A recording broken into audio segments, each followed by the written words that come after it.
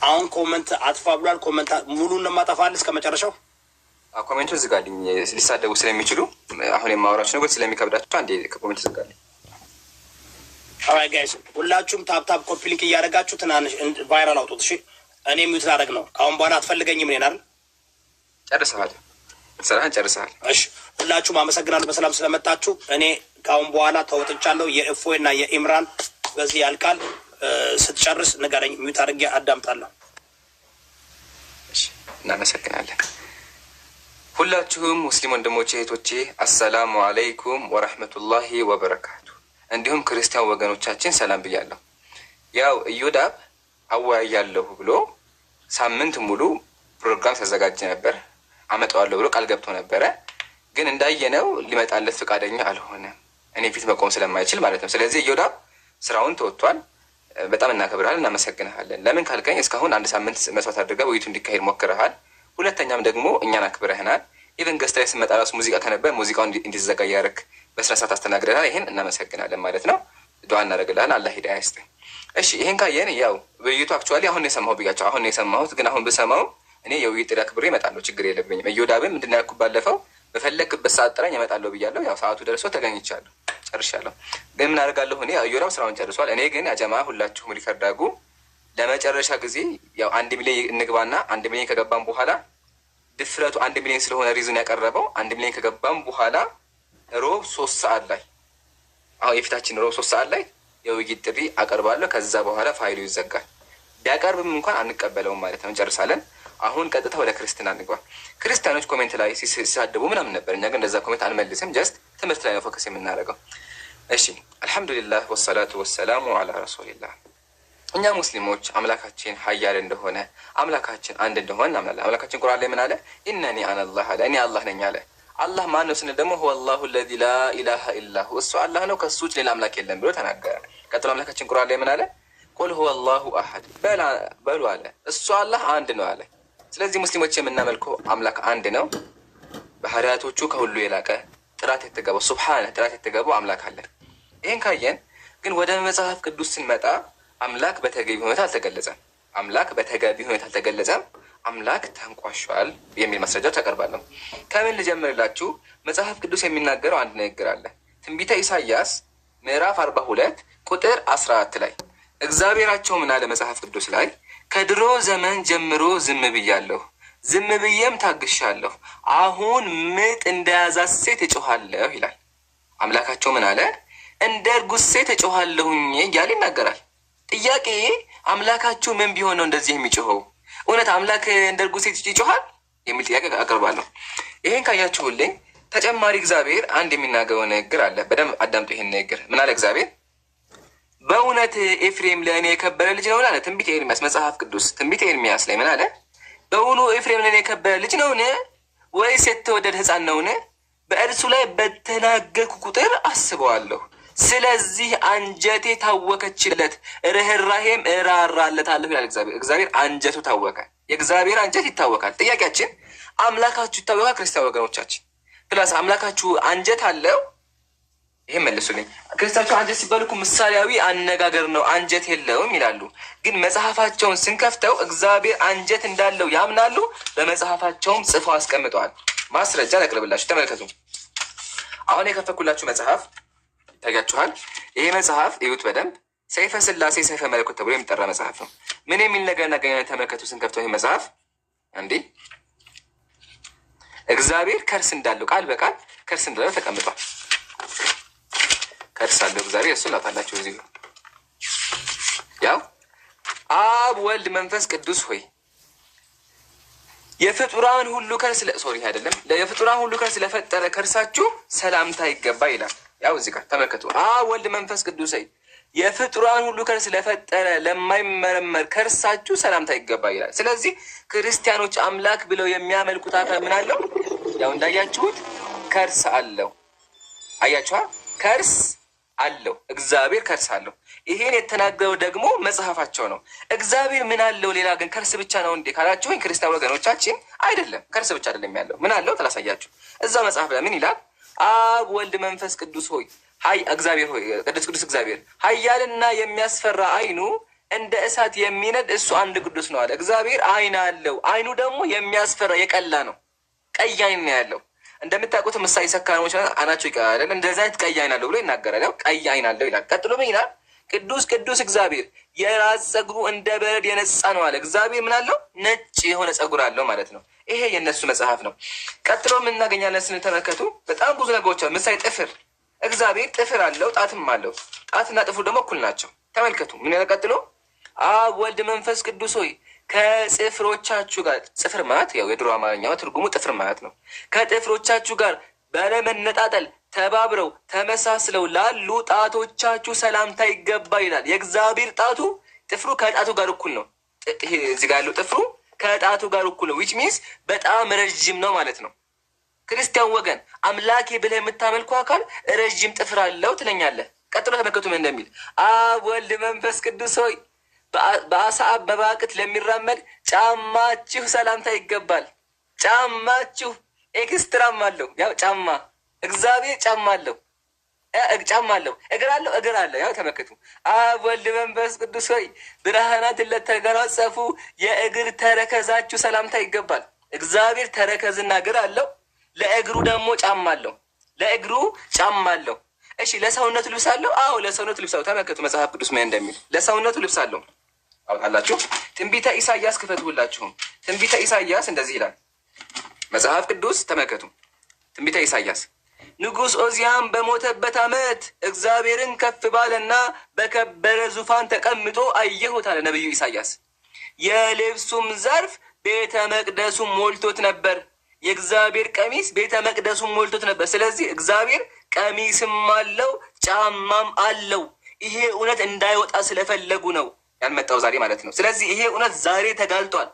ህዝበ ክርስቲያኑ እዚህ ጋር አዳምጥ በደምብ። አምላክ ብል የምታመልከው አካል ኤክስትራ ልብስና ቀሚስና ጫማ ያለው አምላክ የምታመልከው ሁለቱንም በማስረጃ ከመጽሐፍ ቅዱስ አሳይተናል። መጽሐፍ ቅዱስ ይታያችኋል። አሁንም ልቀጥል። ቀጥሎ የፈለጋችሁትን ጥሩ፣ የፈለጋችሁትን አካላት ብትጠሩ እናገኛለን። ምሳሌ አንድ ይወጣልኝ፣ ዝም ብዬ ላሳያችሁ ይወጣልኝ ማለት ነው። እስካሁን ጥፍር አሳይቻችኋለሁ፣ እግር አሳይቻችኋለሁ፣ ተረከዝ አይተናል። የቀረ ምንድን ነው? ራስ፣ ጸጉርና ራስ። ተመልከቱ ፓራቅሌጦስ ሆይ አለ ለመለኮታዊ ራስ ሰላምታ ይገባል። ፓራቅሌጦስ አምላክ ነው። በእነሱ ምን አለው? መለኮታዊ ራስ አለው። ራሱ ደግሞ ጸጉር። ተመልከቱ ፓራቅሌጦስ ሆይ እንደ ሰው ጸጉር ላልሆነ የራስ ጸጉር ሰላምታ ይገባል። እግዚአብሔር እንደ ሰው ያልሆነ የራስ ጸጉር አለው። ይሄን ነው አምላካችን ብለው የሚያመልኩት። ፕላስ ይሄ አምላካችን የሚሉት አካል ሰዎች ያዝሉታል። ያጀማ ሰዎች ያዝሉታል። ያጀማ ሞዴሬተር ካላችሁ አፕሊካይ ማስገቡ። እሺ ሰዎች ያዝሉታል። ታውቃላችሁ ይሄንን እግዚአብሔር በሰው ይታዘላል። ላሳያችሁ። ይሄ መጽሐፍ ፊት ለፊት ያለው ገድለ አቡነ መንፈስ ቅዱስ በመጽሐፉን ይሁት። ይሄ ነው መጽሐፉ። ከእነንትኑ ማሳየት እንችላለን። እዚህ ጋር ምን እናገኛለን? እግዚአብሔርን ያዘለዋለ ያው ከነ ስዕሉ እግዚአብሔር ታዝሎ።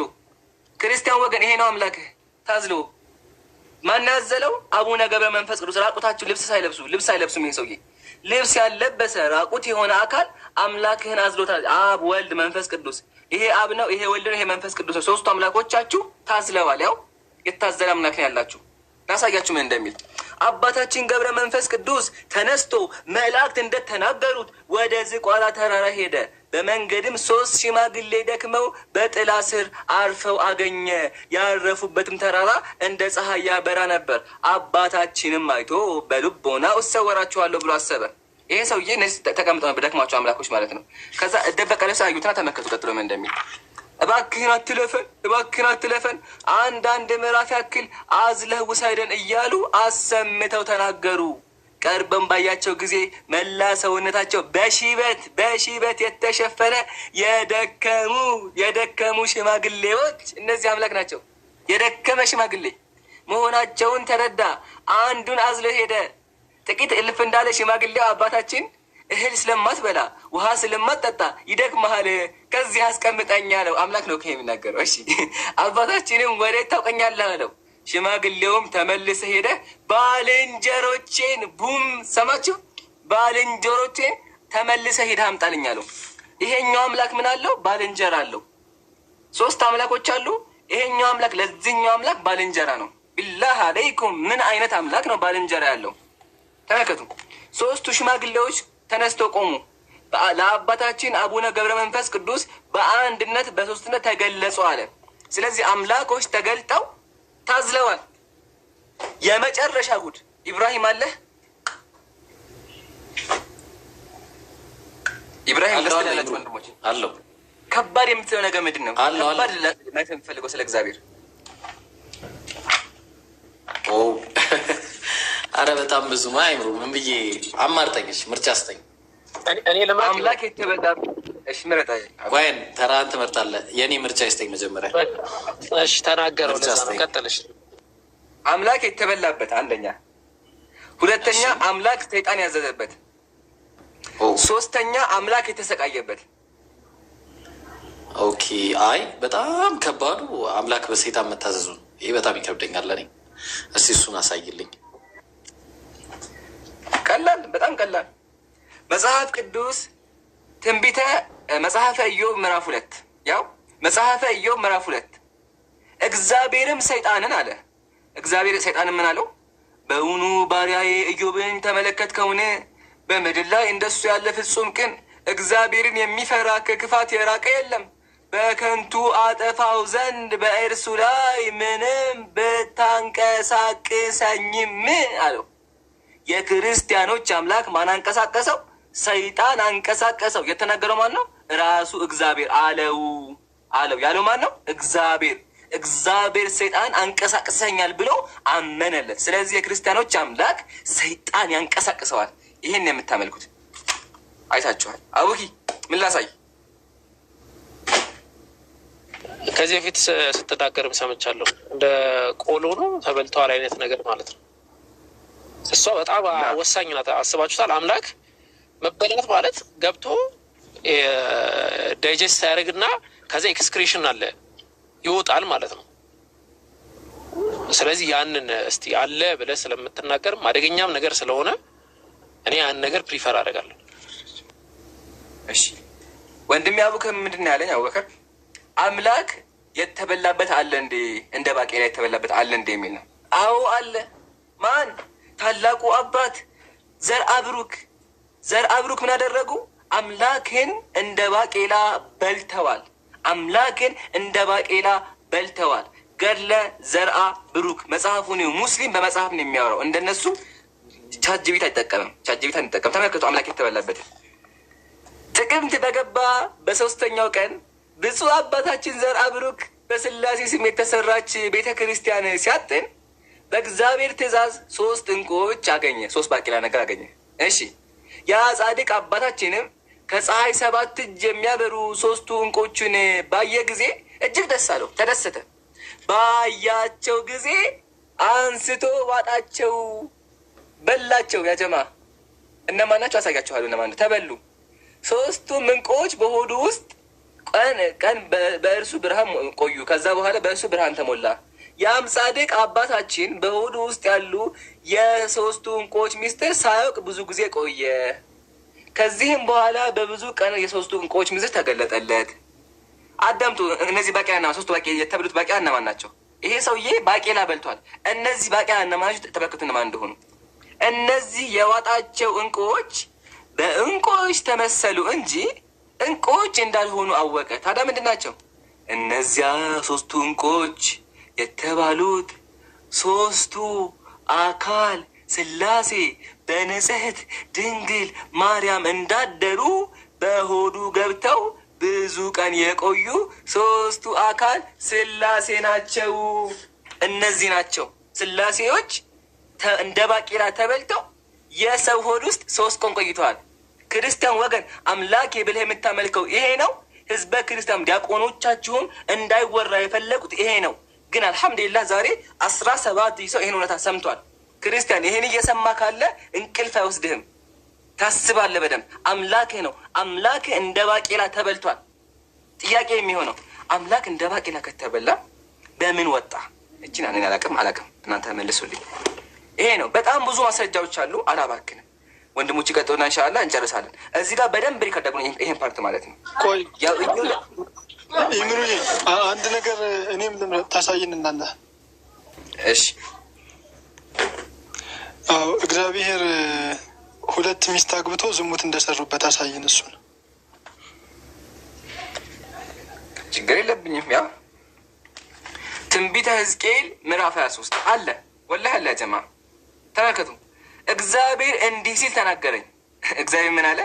የሰው ልጅ ሆይ ከአንድ እናት የሚወለዱ ሁለት እህትማማቾች ነበሩ። እነርሱ በወጣትነታቸው ወራት በግብፅ ሲኖሩ ክብርናቸው አጥተው በመዋረድ አመንዝራ ሆኑ። ከእነርሱ ታላቂቱ ኦሖላ ትባል ነበር፣ እርሷም ሰማሪያ ነች። ታናሽቱ ደግሞ ኦሖሊባ ትባል ነበር፣ እርሷም ኢየሩሳሌም ነች። እኔም ሁለቱን አግብቼ ልጆች ወለዱልኝ ይላል። ማን? ጀለሴን የተናገረው ማለት ነው። ተመልከት። እግዚአብሔር ምን አለ? ሁለት ሴቶች ነበሩና እህትማማች ናቸው። እህትማማች አገባ እግዚአብሔር፣ ልጆች ወለዱልኝ። መጽሐፍ ቅዱስ ትንቢተ ሕዝቅኤል ምዕራፍ 23። ከዛ ተጣሉ። በምን ተጣሉ? ተመልከቱ የተጣሉበት ምክንያት። ብልቶቻቸው እንደ አህያ ዘራቸውም እንደ አለሌ ፈረስ ሆኖ በፍትወት የሚቃጠሉ ወንዶች ተማረከች ያለ። እግዚአብሔርን ከዳችሁ። ለምን ከዳችሁ? ብልታቸው እንደ አህያ የሆነ ተከተለች። ወላሂ መጽሐፍ ቅዱስ ነው። 1977 እኔ ትችላቸው የምተኛው ታያለሽ። አሁን ግን መጽሐፍ ቅዱስ ነው። ስለዚህ ያ ማስረጃ አቅርበናል። ጨርሻለሁ። ቀጣይ የሚጨመር ካለ ወንድሞች